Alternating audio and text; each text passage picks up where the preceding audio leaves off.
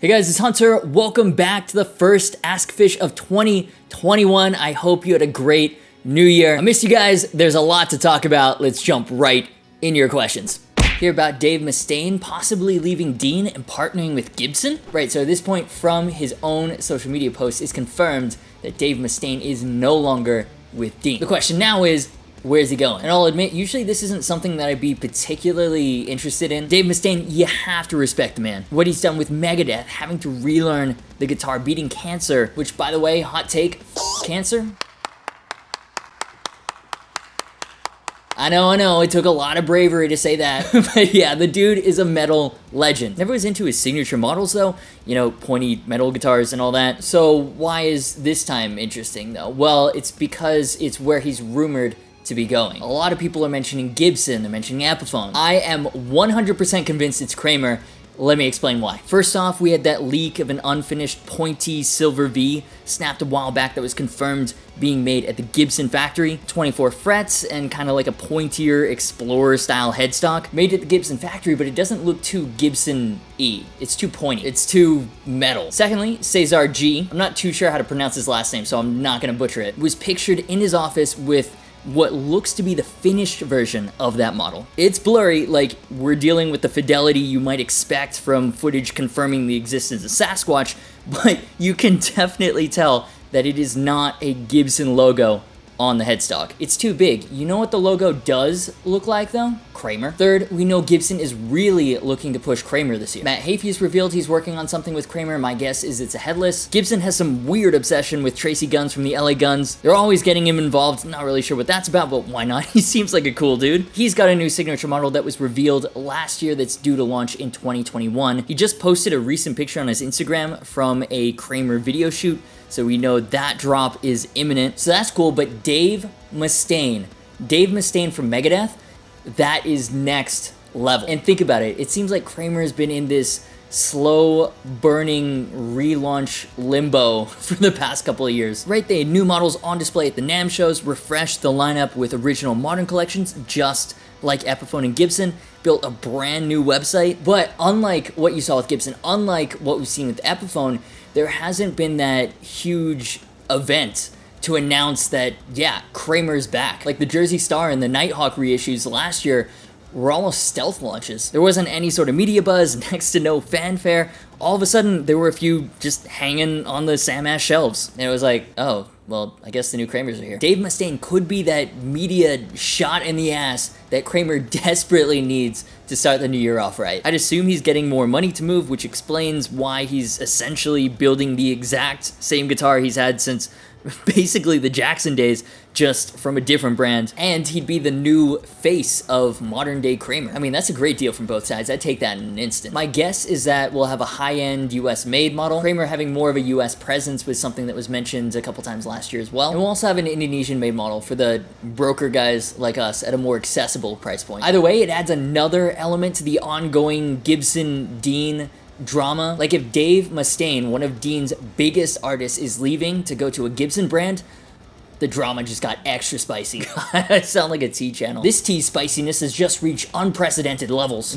But yeah, those are just my thoughts and why I think we'll see Dave Mustaine models with the Kramer logo on the headstock in the very near future. What do you think though? Were my justifications compelling enough, or do you think Mustaine is going somewhere else? I mean, BC Rich would be cool, it'd be a great story. I just think that the case for Kramer is so strong, I'm 100% convinced at this point. And hopefully this video will age well. But yeah, we'd love to hear your thoughts down below.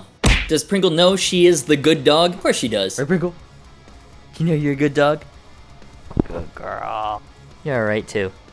Hey Hunter, you're one of my favorite guitar players on YouTube and overall content creators. I was wondering if you'd ever thought of giving guitar lessons tailored to your style of writing. I think it would be great if you explained it in a way you figured something out or worked on it. That would be awesome. Thanks, Randy, I appreciate that. You flatter me. You know, I've been getting a lot of questions about lessons recently since I've started putting the demo writing process into videos. But personally, I've never thought about doing lessons because it's basically like turn up the gain and chug until something sticks. Plus, there are already some fantastic courses out there, including Rob Scallon's brand new GuitarQuest. Hey, it's time to pay some bills. But also, it's like, it's Rob Scallon. He's been one of my favorite YouTubers for like ever. You probably already know who Rob Scallon is. He's the guy that did the Metal in Inappropriate Places video, Slayer on banjo and ukulele, metal on a shovel, metal on a harp, on a sitar, jazz as well.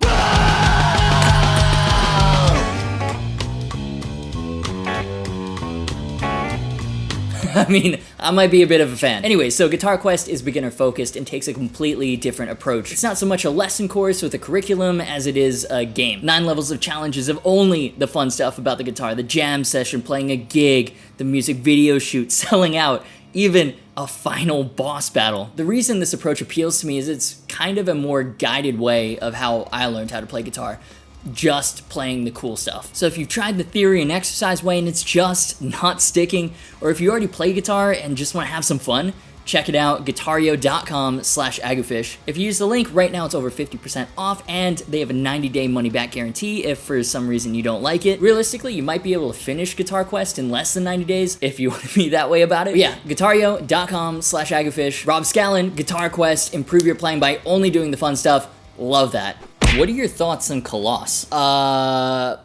Man, you hear it a lot, but it's true. Right now is a great time to be a guitar player. You've got insane lunchbox heads with built-in IR loaders. You got modelers and profiles that are ultra convenient and getting closer and closer to the real thing. Plugins? Look at Neural DSP. What the f? They are so good. Little spoiler for 2021 content. And you've even got budget guitars coming out that have good specs, but more importantly, are playable right out of the box. Like, it's very rare for a guitar model to be introduced nowadays and just be straight up objectively bad. The last high profile ones I can really remember are the Gibson S series. Terrible bridge, terrible tuners, whack QC. A lot of decisions made in the name of artificial product differentiation. Like, I'm sorry, it's been a verbal punching bag on the channel for so long, but the Firebird Zero is just an ugly guitar in so many ways. Anyway, so it's been a while since I've heard of anyone launching a truly awful guitar model, but that seems to be exactly what Koloss has done. Like, it kind of boggles my mind how it appears like they've gotten so much wrong in this day and age. Now, I'll admit, I really did want to try a Koloss GT, especially the kit version. Out of China, chambered aluminum body, carbon fiber neck and fingerboard, even brass side dot inlays. For 350-ish bucks, like, even if the hardware and electronics sucked, in theory, that's still a great deal for an empty aluminum carbon fiber husk. In reality though, what the f happened? For a full detailed breakdown on these, I would check out Arnold Plays Guitar or Phil McKnight's videos. To summarize, design flaws everywhere accompanied with awful QC. Like, okay, I respect Koloss for trying out a new tremolo design on the higher end GT6. I don't really see the need for regular headstock tuners and bridge fine tuners on the same guitar, but cool, fine. However, the bare minimum for a new design should be to not make it worse. Like, why would you make a trem where by design the strings pop out of the saddles? If that's the best you can come up with, don't use it. That thing's not gonna stay in tune. Bridge aside, borderline humorously little attention to fit and finish. The pickups sound horrible, but the very worst part is that the supposed carbon fiber neck, the thing that's supposed to be a big selling point for this guitar, is not actually carbon fiber. Or I mean, it's a very impure form of carbon fiber, from what I understand. Low-key don't know exactly how carbon fiber works. The end result though is, instead of this neck being super hard, super durable, super resistant to humidity changes, this neck moves. So I'm not trying to make this video about on Koloss. You know, you asked my thoughts, and the thing is, I really like the idea. Aluminum and carbon fiber at affordable price points, like, generally that stuff is very expensive. It's very pricey. But maybe Koloss just aren't the ones to be doing it first. Like, the people behind the brand, their factory, at least a couple of years ago when I visited in Guangdong, Koloss wasn't really a thing at the time, but they were responsible for the entry-level Ibanez and Jackson stuff. And when you see some of the weird fit and finish issues on Koloss guitars, you're like, yeah, okay, that's something you might expect to fix on a $150 Ibanez Geo or whatever, but not on a $500 to $700 guitar. Point is, I'd love to see more affordable guitars with aluminum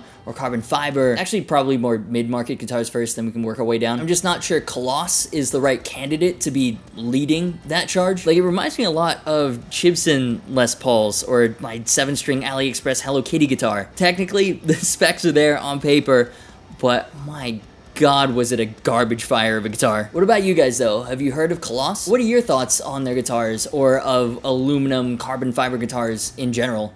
Let me know down below.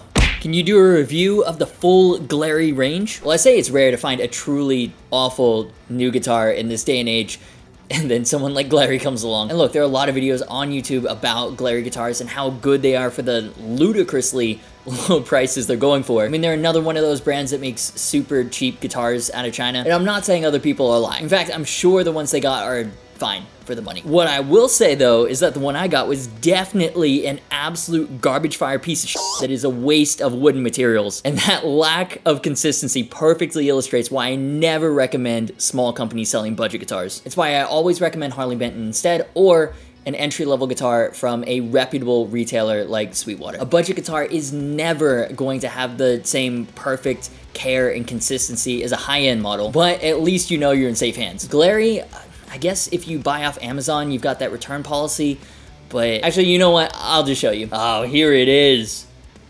This thing sucks. Okay, so where to start? I guess first of all, this shape. I guess they were like, yo, bro, you play metal? You like Slayer, bro?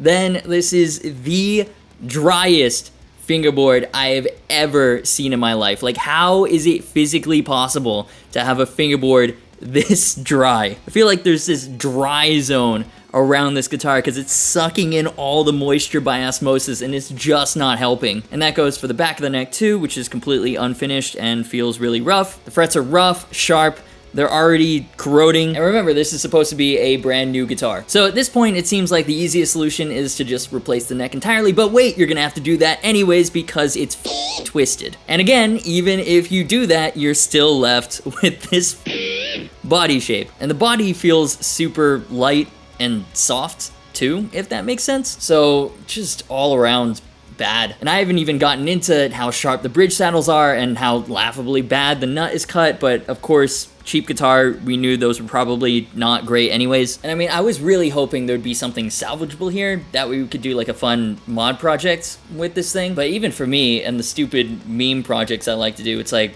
why does this exist? Yeah, I don't know. At least this unit that I received is just trash. They actually sent me this one for a video. They were gonna pay for the exposure and marketing and the time it takes to put a video together. And I was like, are you kidding me? I can't make this video. I cannot endorse any company that would allow a guitar to go to a paying customer in this state. So yeah, if I'm honest, I'm not terribly interested in taking a look at any more Glarry guitars, let alone the rest of the lineup. And luckily there are a ton of other YouTubers that have content up on them, but I've decided to take a page out of Ola England's book. And in 2021, I'm only making a video if I enjoy making it. And something like this piece of it's not enjoyable. So that is my one and only experience with Glarry. I don't know if that experience is the majority or the minority, but for me, that was enough to be like, no thanks. I'd love to hear from you though. Have you played a Glarry guitar? Was it a good experience, bad experience, great experience? Love to know. But now, of course, it's time to hear from yet another adoring fan. It's the first